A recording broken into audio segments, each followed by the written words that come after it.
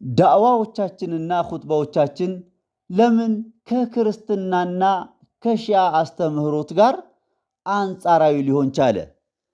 ይህንን እንድል ያስገደደኝ በቁርአን ካያችሁ የመርየም ወይንም የማርያም ጉዳይ ለሴቶች ሁሉ አርአያ መሪ እንደ አስተማሪ ሁና ለጥሩነቷ፣ ለደግነቷ፣ ለጨዋነቷ በጣም በበርካታ ሱራዎች ውስጥ ተጠቅሳ እናገኛለን።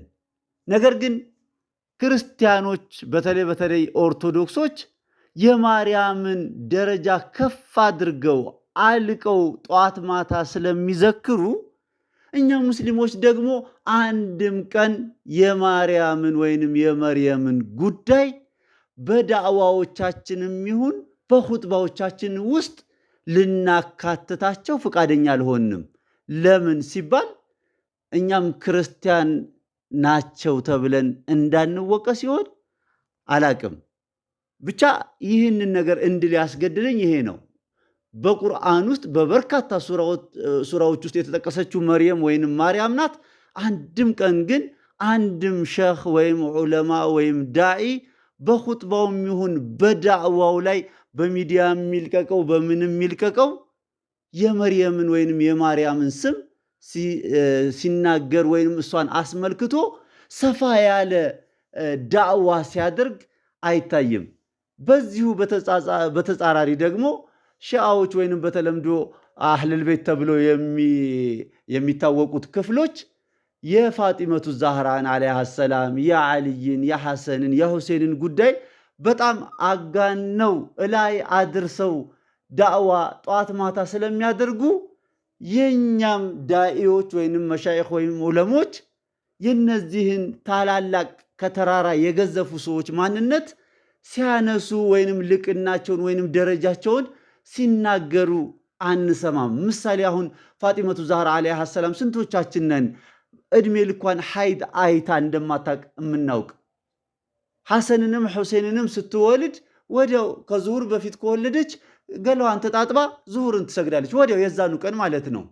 አረጋገዟ እንዴት እንደነበር ረሱላችን ኢስራ ሄደው ሲመለሱ ጀነት ገብተው ከጀነት ቱፋህ ቀምሰው መጥተው እሷ ከእናታችን ኸዲጃ ጋር እንደተገናኙ ፋጢመቱ ዛህራም ደግሞ የዛች የቱፋህ ውጤት እንደሆነች ረሱላችን አላሁመ ሰሊ ዐላ ሙሐመድ ወዐላ አሊ ሙሐመድ ጀነት በናፈቃቸው ቁጥር የፋጢመቱ ዛህራን አንገት ያሸቱ እንደነበር የምናውቅ ስንቶቻችን ነን? በነገራችን ላይ በዚህ ጉዳይ ፋጢማ አለይሃ ሰላም ከውልደቷ እስከ ህልፈቷ በሚል ያዘጋጀሁት ሰፋ ያለ ከአንድ ሰዓት ያላነሰ ፕሮግራም አለ። ያንን ዩቲዩብ ላይ ሄዳችሁ መከታተል ትችላላችሁ። በተጨማሪም ደግሞ ስለ ሐሰንና ሁሴን እኛ የምናውቀው ሰይደ ሸባብ አህለል ጀና ጀነት ለሚገባ ሁሉ አለቆቹ መባልም ብቻ ነው። ግን ስንቶቻችን ነን ሐሰን በ47 ዓመታቸው ኢማም ሁሴን ደግሞ በ57 ዓመታቸው በተገለው ወደ አኼራ እንዳለፉ የምናውቅ ስንቶቻችን ነን? የኢማም ሁሴን ከአንገታቸው በላይ ያለው ገላ ኢራቅ ውስጥ ነው የተቀበረው። ጭንቅላታቸው ደግሞ የት እንደተቀበረ እንኳን እንደማይታወቅ የምናውቅ ስንቶቻችን ነን?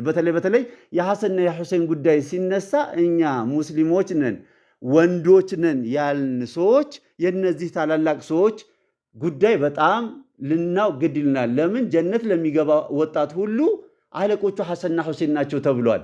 ስለዚህ እነዚህ ሰዎች ምን አይነት ሰዎች ነበሩ፣ በህይወታቸው ምን አድርገው አልፈዋል የሚለውን እርግጠኛ ነኝ አብዛኛው ሙስሊም ህብረተሰብ ቢጠየቅ ስለ ሐሰንና ስለ ሁሴን የ6 እና የ7 ዓመት ህፃን ልጆች ሆነው እንደነበር ያለውን ኢቨንት ብቻ ነው የሚያውቀው። ከዛ በኋላ ያለውን ነገር ኢማም ሐሰንም ኢማም ሁሴንም የልጅ ልጅ አይተው እንደሞቱ 4 እና 5 ሚስት አግብተው ወደ አኼራ እንዳለፉ የምናውቅ ጥቂት ሰዎች ነን ብዬ ገምታለሁ።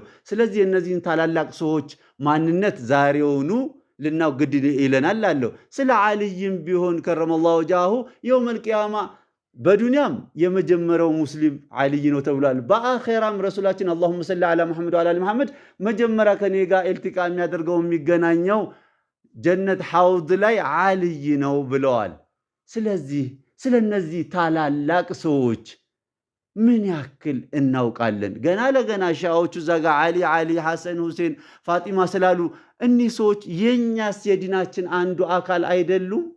ረሱላችን አላሁመ ሰሊ ዐላ መሐመድ ወዐላ አሊ መሐመድ በሱነኑ ትርሚዚ ሚሆን በሷሂህ ሙስሊም በኢማም አሕመድ በርካታ ከ30 በላይ መሳኒዶቻችን ውስጥ ኢኒ ታሪኩም ፊኩም ተቀለይን ኪታቡላህ ወዒትረቲ አህለ በይቲ ብለዋል።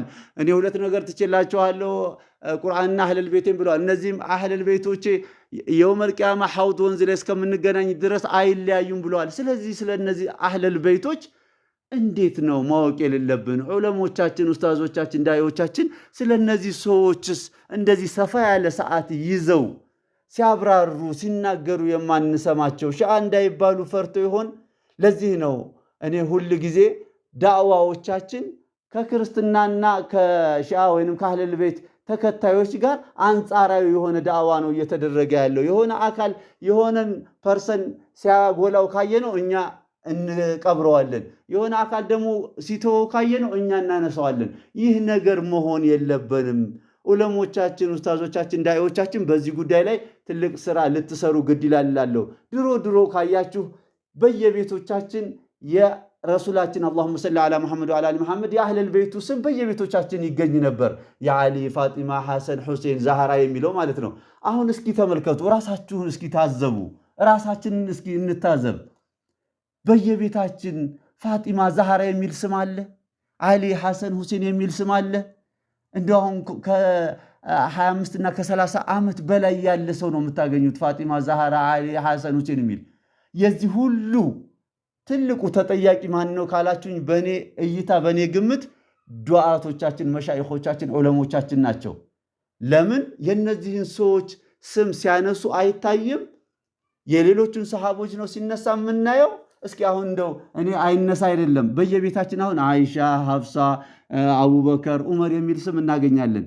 ለምን ከተባለ የነዚህ ሰዎችን ታላቅነት በየጊዜው በየሚዲያው በየዳዕዋው በየኹጥባው ስለሚነገር።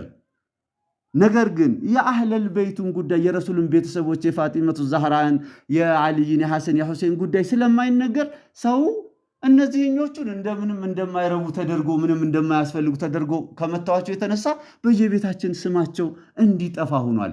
ስለዚህ ልብ ያለው ልብ ይበላለው። ዑለሞቻችን፣ ዱዓቶቻችን፣ መሻይኾቻችን የነዚህን ከተራራ የገዘፉ ከባህር የሰፉና የጠለቁ ሰዎች ማንነት በአግባቡ ለህብረተሰቡ ጠዋት ማታ ልንዘክርለት እንዲተዋወቁ እናድርግ እላለሁኝ። ረሱላችንን ከመገናኘታችን በፊት ይህንን ነገር ልብ እንድንለው ግድ ይላል እላለሁ። ወሰላሙ ዓለይኩም ወራህመቱላሂ ወበረካቱ። اللهم صل على محمد وعلى آل محمد.